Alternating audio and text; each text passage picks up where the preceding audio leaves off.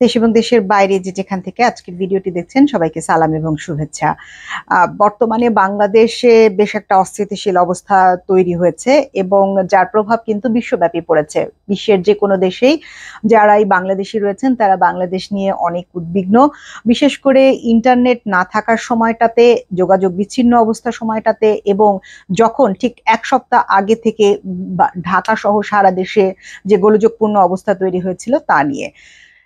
তার মধ্যে একটি বড় খবর ঘটে গেছে, কারণ এই বাংলাদেশের যে বিক্ষোভ তার ঢেউ গিয়ে পড়েছে বিশ্বের বিভিন্ন দেশে এবং আরব আমিরাতে বাংলাদেশের শ্রমবাজার বন্ধ হয়ে গেছে, এই কথাটি সামনাসামনি এসেছে। আমাদের মাননীয় প্রতিমন্ত্রী বলেছেন বাজারটি আনুষ্ঠানিকভাবে বন্ধ হওয়ার কোনো ঘোষণা তারা পাননি, কিন্তু ইনভেস্টিগেশন বলছে যে ভিসা রিজেকশন হচ্ছে।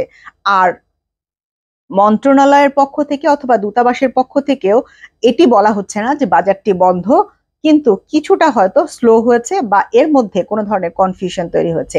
ইতিমধ্যেই মিছিল এবং ভাঙচুরের কারণে বাংলাদেশি আটক হয়েছেন, সাজাপ্রাপ্ত হয়েছেন, কারণ ওই দেশের নিয়ম তারা ভঙ্গ করেছেন।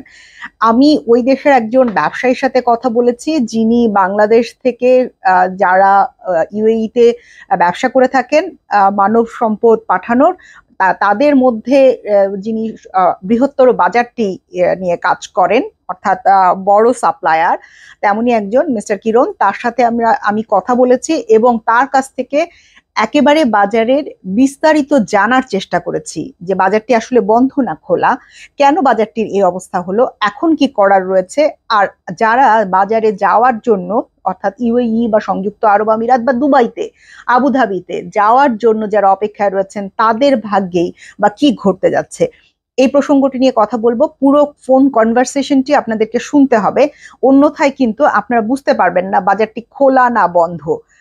আশা করি পুরো ফোন কনভারসেশনটি শুনবেন আপনারা এবং তারপর বাজারটি সম্পর্কে একটি বক্তব্য হলো। আমি আপনাকে প্রুফ দিচ্ছি, প্রুফ দিয়ে কথা বলবো যে গতকালকে ভিসা বের হয়েছে, একটা ভিসা কপি আমি আপনাকে পাঠাবো। আচ্ছা আচ্ছা, এটা হলো আপনি প্রুফ দিন, প্রুফ নিয়ে কথা বলবেন যে হ্যাঁ এই ভিসা বের হচ্ছে, খোলা আছে। বাট আমার দেশের মানুষ এবং গভর্নমেন্টের আন্তরিকতার অভাব আছে। সেটা হলো প্রথমত তারা ভুল করে ফেলেছে, এখানে তারা মিছিল মিটিং করে কিছু ভাঙচুর করেছে, যেটা এরা মোটেই পছন্দ করেনি 22 তারিখে যেটা করেছে।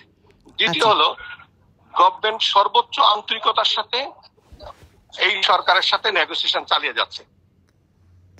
আমাদের অ্যাম্বাসেডর মহোদয়, আমাদের কনসাল জেনারেল, আমাদের মাননীয় মন্ত্রী, সচিব মহোদয় খুব সবাই চাপে পড়েছে এই মার্কেটটা যেন বন্ধ হয়ে না যায়। আচ্ছা, তাহলে কি আমরা স্থগিত বলবো? না, স্থগিত বলা যাবে না। এটাতে কি কি হয়েছে, আমি যেহেতু এখানে 99 থেকে আছি, আমি এদেরকে চিনি এবং জানি। আমি এই কথাগুলি নিয়ে কিছুদিন আগে মাননীয় মন্ত্রী মহোদয়ের সাথে দেখা করেছি, সচিব মহোদয়ের সাথে দেখা করেছি। যে এক হলো আমরা টেকনিক্যালি অনেকটা দুর্বল, আমরা কাজ কম জানি বাংলাদেশি লোকরা। না, অনানুষ্ঠানিক মাননীয় মন্ত্রী যেটা বলেছেন ঠিকই বলেছেন।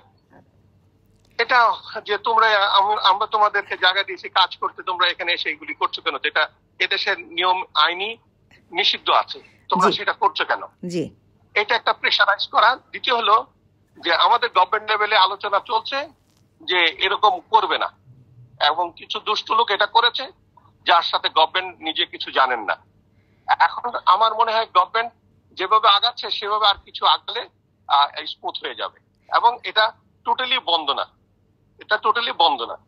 আচ্ছা, এটা বন্ধ না, তার মানে যে ভিসাগুলো এখন প্রসেস হচ্ছে সেগুলো প্রসেস হচ্ছে। জি। তাহলে এই কথাটা উঠলো কেন যে মার্কেট বন্ধ?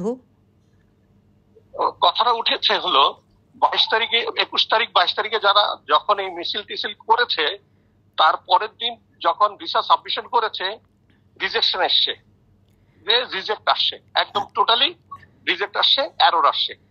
ওইখান থেকে যারা আমাদের দেশের কিছু লোকজন যারা এখানে ছোটখাটো ব্যবসা করেন, বিভিন্ন মুদির দোকানের মতো দিয়ে এখানে ব্যবসা করেন, তারা মেইনলি এটা চেষ্টা করেছে এবং তাদেরটা ফেল করেছে। তো ফেল করাতে তারা এটা রিউমার ছড়িয়ে দিয়েছে যে দুবাই বন্ধ হয়ে গিয়েছে। দুবাই বন্ধ হয়নি, দুবাই বড় কোম্পানিগুলির জন্য এখনো ওপেন অপশন আছে। তারা শক্ত করে চাইলেই ভিসা পেতে পারে। শক্ত করে চাইলে মানে আসলে এখন হয়তো রিজেকশনের পর্যায়ে আছে, কিন্তু গভর্নমেন্ট যদি ঠিকমতো কূটনৈতিক প্রচেষ্টা চালায় তাহলে এই জিনিসটা আবার মানে চালু করা সম্ভব। জি জি জি জি। তাহলে মানে ধরেন আমাকে তো একটা বটম লাইনে পৌঁছাতে হবে যে আপাতত টেকনিক্যাল কারণে স্থগিত রয়েছে। না, আপনি স্থগিত বলা যাবে না, তো আমার কাছে তো ভিসা প্রুফ আছে। কিন্তু রিজেকশনও হচ্ছে। টেকনিক্যাল কারণে স্লো হচ্ছে, টেকনিক্যাল কারণে স্লো হচ্ছে। আচ্ছা, ভিসা বন্ধ নাই বাংলাদেশের উপর। আচ্ছা, আরেকটা বিষয় সেটা হচ্ছে যে ওখানে আসলে কতজন গ্রেফতার হয়েছে? আমরা শুনেছি ঢাকা থেকে যে 58 জন গ্রেফতার, কারো কারো যাবজ্জীবন হয়েছে। এই ঘটনাগুলোর সম্পর্কে কিছু জানেন কিনা?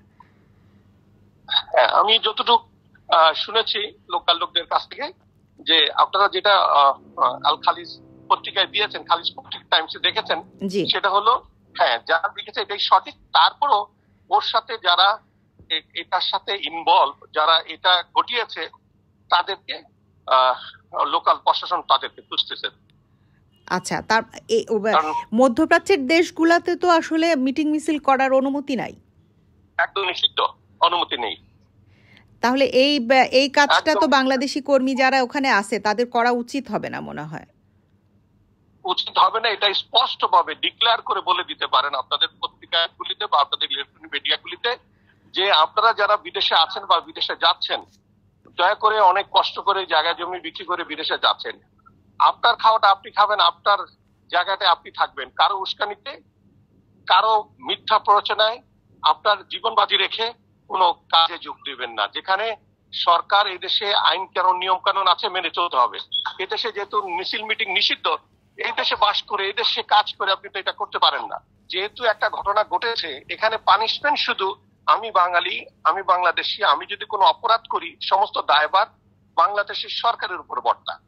এখানে যারা আছেন এবং মাননীয় মন্ত্রী আছেন মনে করছেন এই অপরাধটা যেন আমার দেশের উপর ক্ষতিগ্রস্ত না হয়ে যায়, দেশ যেন ক্ষতিগ্রস্ত না হয়, এই জন্য ওনারা অ্যাগ্রেসিভলি চেষ্টা করছেন যেন এরকম কোনো রাগ করে কোনো বড় ডিসিশনটা নিয়ে নেয়।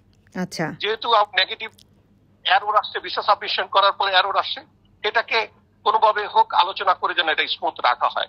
আমরা যতটুকু জেনেছি এমবিসি থেকে বা এমবিসির লোকজন যেভাবে অ্যাক্টিভ আছে, আমি মনে করছি আল্লাহর রহমতে এটা খুব বড় সমস্যা হবে না।